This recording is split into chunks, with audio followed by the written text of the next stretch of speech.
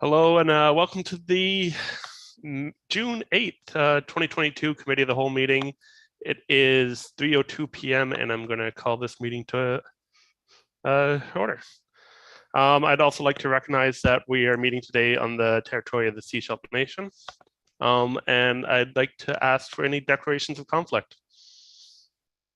Seeing none, moving on to adoption of the agenda. Can I get a mover for the adoption? Moved, Councillor Scott, seconded Kuster, all in favor? Perfect, that passes. We have one item on the agenda today. It is a delegation from the SCRD. And from the SCRD, I believe we have Raf Shea. Mr. Shea, you want to get us started?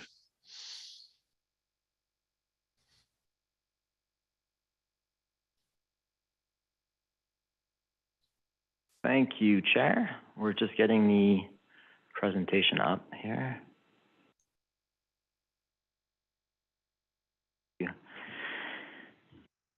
Okay, thank you very much for having me today. I'm here to share some results of the Sunshine Coast Community Climate Action Plan development. And I've got a lot of material, but I'll try to just cover the highlights rather than speak really, really fast. But please feel free to, I look forward to hearing your questions. So my intention today is to have a brief overview of the project, followed by some highlights of the 3 reports that we've recently completed: the Climate Science Report, the Greenhouse Gas Emissions Inventory, and the Risk Assessment Report. First of all, the project overview. As I'm sure you're all well aware, responding to the climate emergency is a strategic plan priority in the SCRD strategic plan. And the way that we're going to try to do that is by focusing both on mitigation, which is reducing our greenhouse gas emissions, as well as adaptation, which is adapting to the inevitable changes that are happening right now. On adaptation, we're partnering with ICLEI Canada on the Building Adaptive and Resilient Communities framework. And our intention is by combining those two together, we can reduce the maladaptations and really have a low carbon resilient community in the end. So quickly, the timeline, we're looking at 2022. Sorry, I'm just going to interrupt you for a second here. I believe that there are slides available and we're not getting those on online side.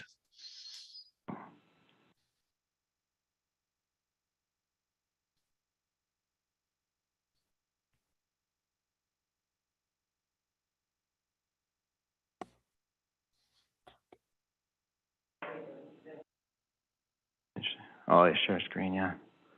Working on it. Thank you.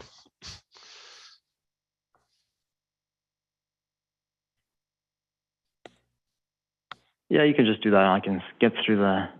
Great. So we're looking at combining the mitigation and adaptation efforts to foster a low carbon resilient community. And right now, we've wrapped up a lot of the preliminary reports, and we'll be moving into action planning to hopefully have something adopted by next year and moved into implementation after that. With that being said, there is no time to wait. So if there are tactical opportunities in the immediate term, I'm happy to discuss those and move forward on those as well. Given the extent of social transformation that we're talking about, we'll need to build some public buy-in on whatever framework we set to move forward. And that will include some public engagement to try to build some of that buy-in. So right now we'll be moving to educating the community about the results of these reports and starting the brainstorming of the actions over the summer and into the rest of 2022. The first report is the Climate Science Report. There's nothing that I'm sure you haven't heard before here. We can expect a couple weeks of days over 30 degrees in the next few decades on the Sunshine Coast. That will become normal. We're going to have a massive drop in freeze-thaw cycles. Temperatures are going to be increasing. Growing degree days are going to be increasing for the agricultural sector. We're expecting wetter winters and drier summers. So nothing too earth-shattering here. But one thing that I want to point out is that we're not just concerned about the averages moving forward. We're also concerned about the extremes and the increase in frequency and severity of those extremes. So for example, drought, our system is resilient enough to withstand the averages as it moves forward. The concern here is the extent of those standard deviations, especially on the downward side as precipitation goes down. And the same thing is true for precipitation extremes. You know, and the rule of thumb right now is that a 1 in 100-year event will become a 1 in 20-year event, a 1 in 20-year event will become a 1 in 10-year event. So we have an updated IDF curve, which needs to be updated as the science, acronyms. The intensity, duration, frequency of rain events, which defines what kind of infrastructure you need to be able, or what kind of volume of water you need to be able to accommodate. So we've got an updated one, and we'll update it again as science improves over the next couple of years. Get that. Now the next piece is our emissions inventory. The methodology, the framework that we use is called the Global Protocol for Community Scale Greenhouse Gas Emission Inventories. That's also just referred to as the GPC. And here's a highlight of a few of the categories of things that we were considering in our emissions inventory. So Scope 1 emissions around like direct combustion, Scope 2 around our grid supplied electricity, as well as Scope 3, some transboundary transportation emissions and things like that. Here's again just a more detailed look. We didn't look at railways because we don't have any. But this standardized framework is helpful in comparing our emission profile to other communities around the world. We did look at land use emissions as well, but our data is not quite good enough to have an authoritative number on those. So we've calculated it, but it's not included. And so like most communities around the country, we're no different. Most of our emissions are coming from the transportation sector, the majority from on-road transportation. And then there's another big chunk of the pie there called off-road transportation, which is mostly BC Ferries diesel. The next major segment is industry and construction, and a big chunk of that is the larger industrial players on the Sunshine Coast. And then followed by the residential, which is mostly natural gas for home heating. For those in the room, what's being hidden by our faces is that emissions have increased by more than 7% between 2007 and 2019. So we're on a slow increase trajectory, but our population has increased more. So we are reducing our per capita emissions. Another way of looking at those emissions is, again, they're mostly coming from diesel and gasoline for transportation, as well as natural gas for home heating and industry. Now, we did the emissions profile for Sechelt specifically as well. So this is a little bit more of a detailed look. It's relatively similar to the rest of the coast, just because of the way we divided it up per capita on some of the fronts. But you can see that transportation in its various forms is again a primary concern, as well as manufacturing industries and the home heating. IPPU is industrial processes, so we don't have too many of those. It's for those other greenhouse gases that we don't talk about too often, where there's some fugitive emissions of those. So the trend moving forward, we also did a forecast for the Sunshine Coast. It's pretty flat line moving to the next decades, which is not what we want. Obviously, we want it to be going down. And this is assuming a relative level of success on existing federal and provincial policies. I added this one in here because it's based on actual data for the Sunshine Coast, and that target green line shows us a 45% reduction by 2030, which is in line with the federal objectives and what many say is the minimum threshold for where we should be going for. Again, what's hidden with our little faces there is a 45% reduction is possible for the Sunshine Coast by 2030, but it's very challenging. It assumes a relatively successful campaign on every single one of those big moves. So shifting beyond the car being almost 100% successful, electrifying passenger vehicles. And that doesn't mean 100% of our fleets are electric. It just means very successful campaigns as can be expected. Organics in landfill, the curbside compost, that's already happening. So that's a successful one that we can already point towards. But so it's possible, but it's not going to be easy. Now moving to our risk assessment. We started off with a list of over 250 climate impacts for the Sunshine Coast, and we ended up with a short list of 9. So I'm just going to highlight a few things of those 9 here. The first one I'm sure you're all familiar with is drought.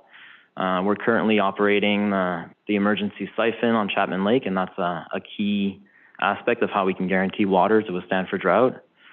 And already, going back to those climate extremes that I was pointing to earlier, already 9 of the last 13 summers have seen less precipitation than climate models are predicting for 2050. So we're already seeing extremes that are beyond those standard deviations that I showed earlier. So when we start planning for the future, we just have to take that into consideration. And I'll do a plug here for my colleagues working on the water strategy. There's public inputs right now at letstalk.scrd.ca/water-strategy. The other big risk was wildfire. Our coastal temperate forest is changing, and the SCRD does have a community wildfire protection plan that's currently being implemented. And I'll plug in the free Fire Smart assessments that people can go get. So that's a free assessment of your property to help make it more fire smart. And that's one action that we can take to improve our resilience on the Sunshine Coast. But the Community Wildfire Protection Plan doesn't address other aspects of wildfires, such as air quality concerns, which generally impact the most vulnerable. Another risk that we highlighted is a sea level rise. Sea level rise is one of those interesting things where a lot of the data we have is quite outdated, and the consensus on the scientific data for climate change comes generally through the International Panel on Climate Change, the IPCC. And their latest report came at the end of 2021. So there's some scientists that took that and did a global model for sea level rise using that rather than what we tend to use in BC, which is the Association of Engineering Standard 1 meter by 2100. So you can see a map here of Sechelt with that newer data. Obviously, it's a global model, so it's not 100% accurate, but it does raise some concerns around sea level rise combined with the king tide and those storm surges events that we can look into some more detail moving forward. That's correct. Sorry, just saying that's 8 years from now, 2030. That's correct. Showing that downtown Sechelt and our wastewater treatment plant are underwater. During a king tide and storm surge event, there's some risk. And this is a global model, so I know Sechelt Nation will be releasing some work that they've done in the next few weeks, hopefully. It won't include all of the area here, but it'll be a good indicator for what we're looking at in this area. Some other risks that we noted were ocean acidification. What's interesting to note here is that even just a 0.1 pH change, which is what we've seen in the last 200 years, is 30% more acidic. So that's really hindering the ability of a lot of the organisms at the bottom of the food chain to develop their protective shells. And even Dungeness crabs, we're seeing research now that they're having a harder time navigating and finding food in this more acidic ocean. So that's a big part of our culture on the coast. Extreme weather. We all have a recent lived experience with the November rains. So obviously that's something to be aware of. What I want to point out in this image here is that most of the places that saw catastrophic damages in the November atmospheric river of last year are those purple dots along the Fraser Valley. The Sunshine Coast was actually only a 1 in 25 year event. So it's, and under the new models, that's probably going to become a 1 in 10 year event. So the in many ways, we got off lucky and we're able to test our systems with the November. So we'll be looking at that and seeing what learning we can do in terms of moving forward. There's a lot of critical junctions where we're really stressed at that, in addition to all the damage that occurred. Sorry for being pretty depressing. I swear we're getting to the encouraging part at the end of this now with the action planning, the next phase. So we're going to see an increase in vector-borne diseases and pests. The BC Centre for Disease Control just released a map that now highlights the entire Sunshine Coast as at risk for Lyme disease. There's a new tick disease that's spreading on the other side of the Rockies now called anaplasmos, I think it is. So all of these things are happening, and we have to be looking at how do we prepare for what's next. You know, we all know how big an impact the pine beetle had on our communities. Increasing temperatures in creeks and changing biodiversity. So we know that the red cedars are increasingly strained in our area. Some municipalities are even setting base budgets to just start cutting the cedars that are dying. We monitor Chapman Creek for a variety of things because it's such an important drinking water source. But we also monitor temperature on that. And it's interesting to note how it's often beyond the temperature range for salmon. So we all know salmon's a keystone species, and impacting salmon's ability to reproduce will have cascading effects. This is one that I hadn't really seen before until the heat domes. So we're having some pretty intense die-offs from exposure during low tide events.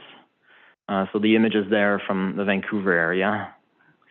And I don't know, for those that have been on the Sunshine Coast for decades, I don't know of a time when our beaches were closed due to E. coli, but this is one of the impacts of all the filter feeders dying, is we're now seeing that. And I think one of the reasons this was increased is because the beaches are one of our key cooling areas for a coastal community like ours.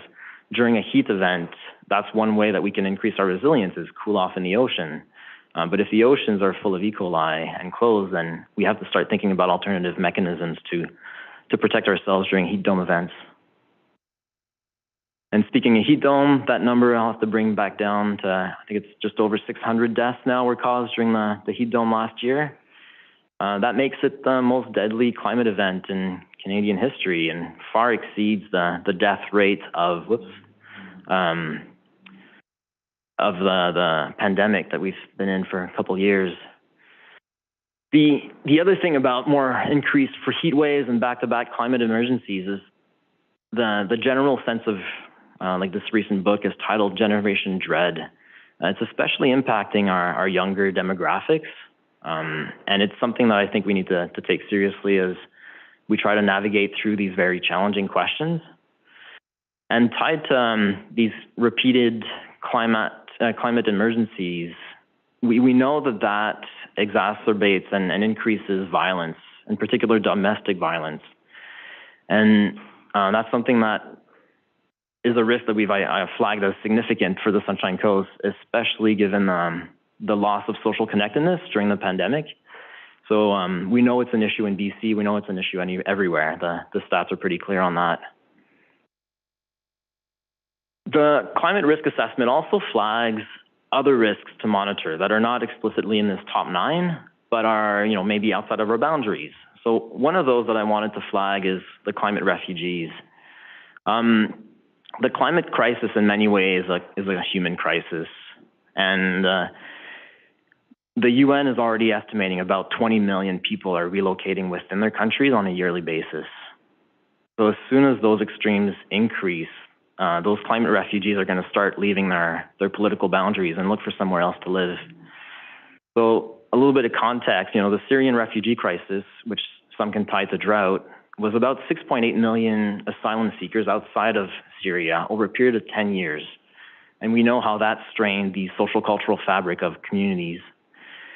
Some reports, including the Pacific Climate Impact Consortium, are estimating that in the next few decades, about a third of humanity will be living in places that are uninhabitable by humans. So that's over 2 billion people. In moving forward, it may be interesting to start having stress testing our services and our social cultural fabric and building that resilience in the eventuality that there may be a mass influx of climate refugees that we need to accommodate. And that's all I have to share. All of these reports in greater detail are available on letstalk.scrd.ca/climate. And that's where people can sign up for updates. We've got a quick poll right now, trying to validate the risk assessment to make sure we didn't forget anything. And we'll be doing some more in-depth engagement activities primarily through that website. So that's a great platform for people to be aware of. Thank you very much for your time. I greatly appreciate it, and I'm happy to take any questions. All right, thank you, Mr. Shea. Any questions from council?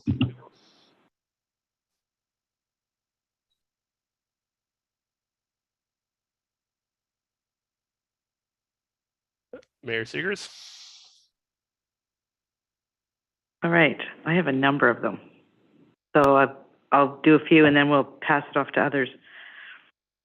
So given we're looking at impact and we're talking about flooding, et cetera, right? How has the emergency management department in the regional district been involved, or how will they be involved in this going forward? Because we need to be able to deal with that on that level. Thank you for the question. On the climate risk assessment front, we have a community project team that includes our protective services at the SCRD, and that service is also expanding capacity with a new full-time coordinator. So as we've created these foundational documents, we have been working closely together, and now that we move into the action planning and specific items that we can do as a community, we'll be engaging the SCEP, the Sunshine Coast Emergency Program, and all those volunteers and our internal colleagues a lot more as we wrestle with what can we do now. That's certainly on our radar.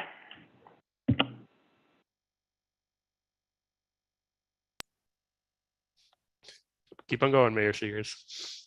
Okay. So how will you and others be working with the municipalities? Because I think we all are paying into this function, and it is for all of us. So how does that work? Because some of this work we need to do at our level. Thank you for the question.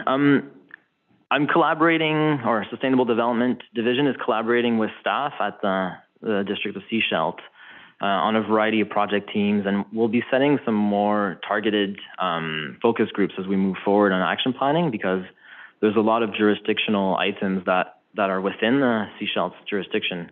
So I think part of the discussion will be what the final report recommendations will be an SCRD document, so it can't have recommendations for Sechelt actions, but it can feed to, like, there will be a list of recommendations for Sechelt to consider as well, because the only way that we can get to where we need to go is if everybody's involved. Perfect. So one of the slides that you had showed that potentially downtown Sechelt could be flooded out in 8 years.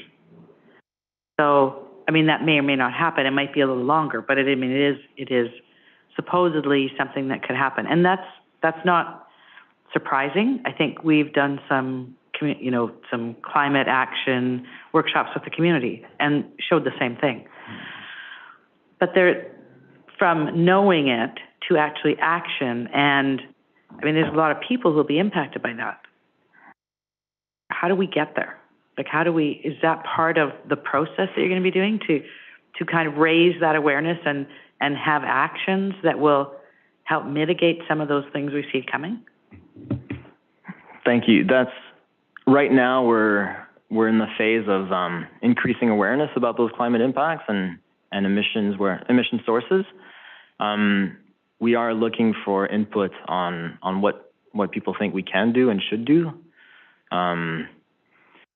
And we'll have some more formal focus groups and surveys available to the general community as well in the coming months on how to tackle those questions.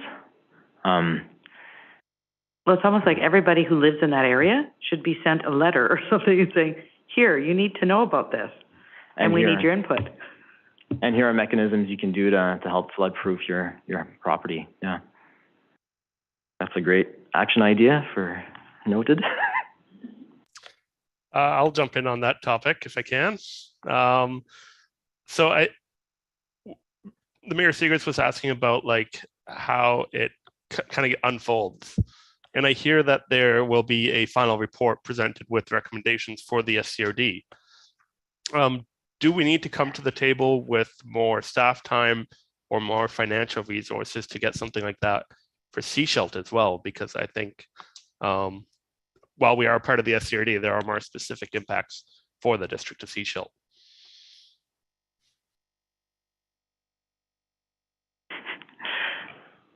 I can say that I'm collaborating with a lot of staff in the district of Sechelt, and really grateful for all the time and energy they're dedicating to these projects.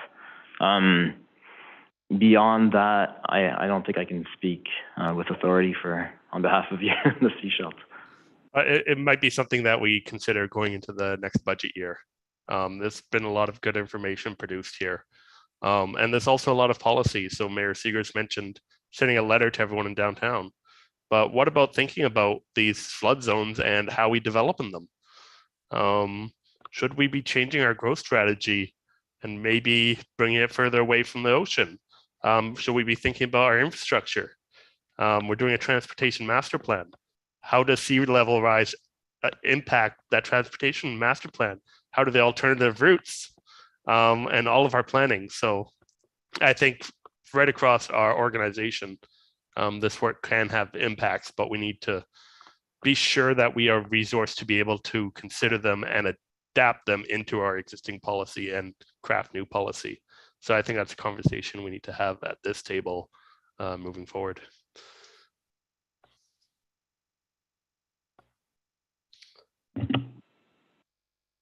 Wasn't really a question, so anyone else? Mayor Seegers?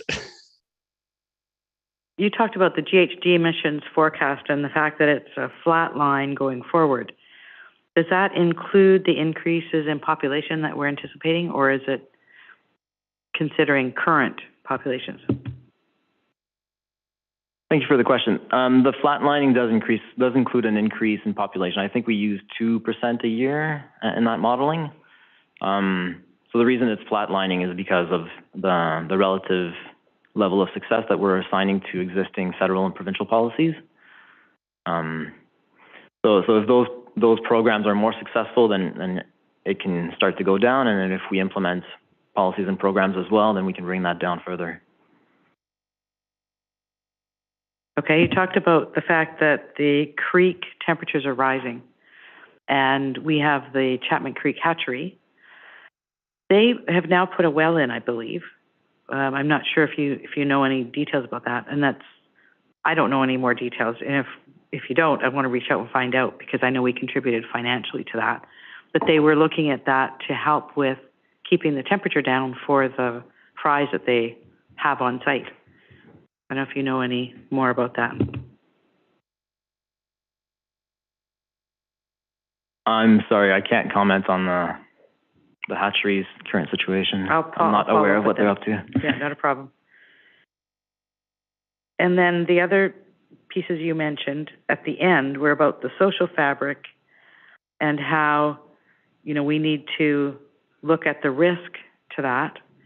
So that means that our social services associations and organizations need to be involved in the conversation. But it also has a part to play in the regional growth strategy. So are you also incorporating those people, I guess, the staff that are working on those projects into the plan? Thank you for the question. To clarify, are you referring to the regional growth strategy or the regional growth strategy is wrapping up the baseline study aspect right now. So once we have that baseline study, then we'll be able to start the actual strategy part of it. But I think right now it's evaluating what kind of development lands are available and servicing capacities are out there. Right, but as that moves forward then, given the impacts of climate change, for example, on ocean-side land, we keep hearing from Director McMahon around Ocean Beach Esplanade and down around Chester House, et cetera, and the issues that we're already seeing from ocean level rises. So how is that, the information you have, how is that going to be incorporated then in the regional growth strategy? Because we can't assume that we're going to move forward status quo.